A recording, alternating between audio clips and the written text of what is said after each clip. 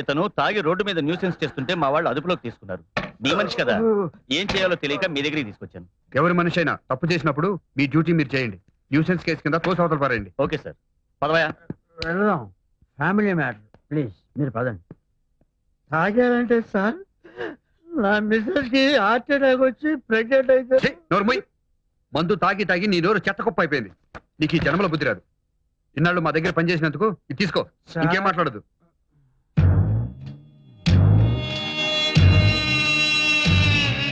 గురు బ్రహ్మ, గురు విష్ణు, గురుదేవ్ క్షమించండి గురుజీ. చూళ్ళు పుస్తకాలు నారాయణ నారాయణ నారాయణ.